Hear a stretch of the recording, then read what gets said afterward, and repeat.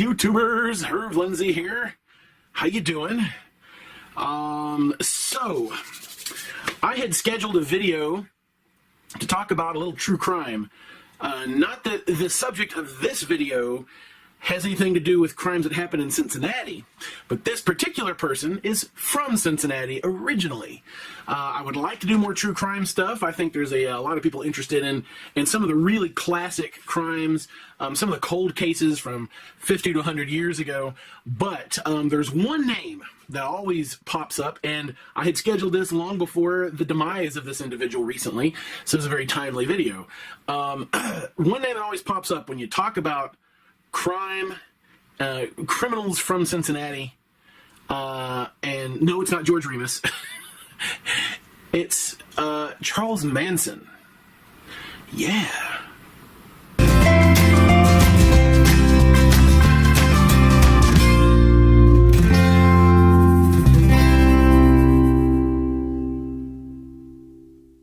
Thanks for joining me for this special edition of the ErvTV adventure vlog.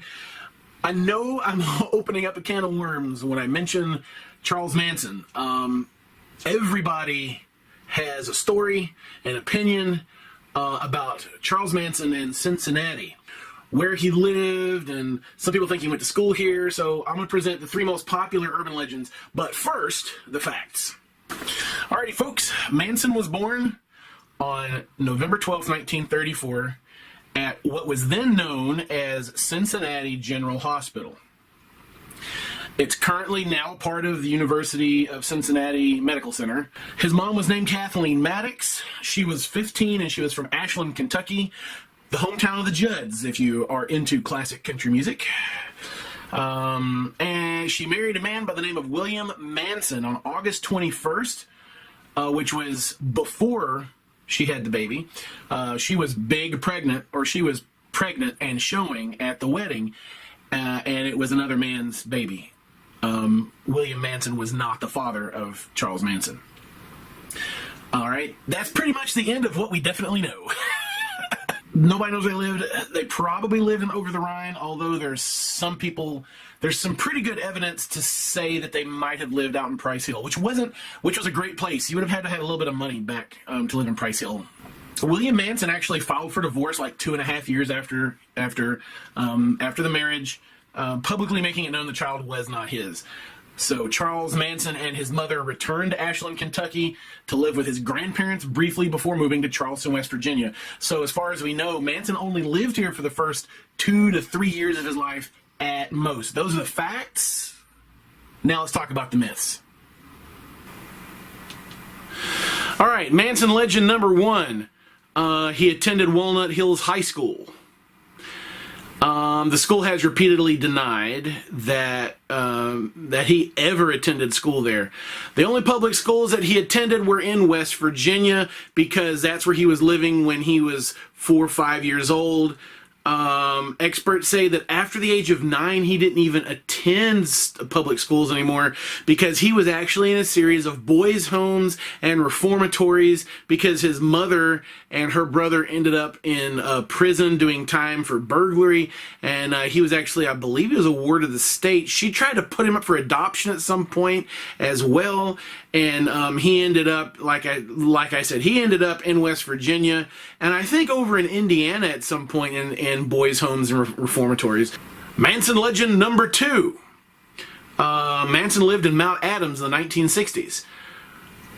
Experts say that the chances of this are possible, but slim, because Charles Manson no longer had family here. There was no reason for him to be here. He might have passed through here, but it's well established that he was in prison until 1967. Keep that in mind. When he got out of prison, he wanted a record contract. And for a record contract, you had to be in California, baby, and that's where he went. Manson legend number 3. Manson jumped off the deck of the City View Tavern on Oregon Street. You know, out of all of the legends I've heard, this one might actually have the most behind it.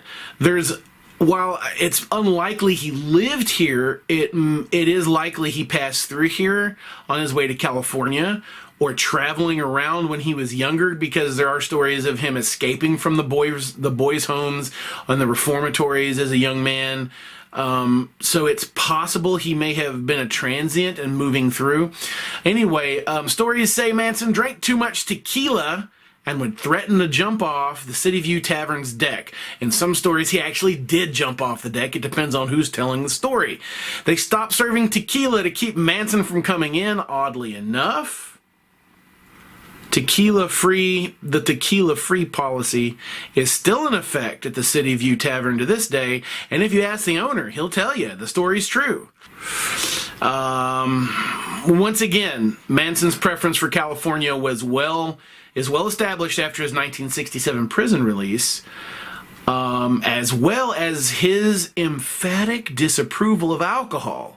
That's also well documented as one of the things that he taught with his little clique of goofballs. I'm sorry, yeah. So I don't know. He didn't approve of alcohol. True story? I don't know, guys. The current and previous owners say it is. You decide. Thanks for watching this edition of the ErvTV Adventure Vlog, talking about the infamous Charles Manson and a few urban legends. And everybody has a story, and I guarantee if you look in the comments down below, wherever you are, you'll read something about what somebody has to say about old Charlie Manson. Thanks for watching, everybody. Enjoy the rest of your week. Keep fighting a good fight, and hey, I'll see you in the next video.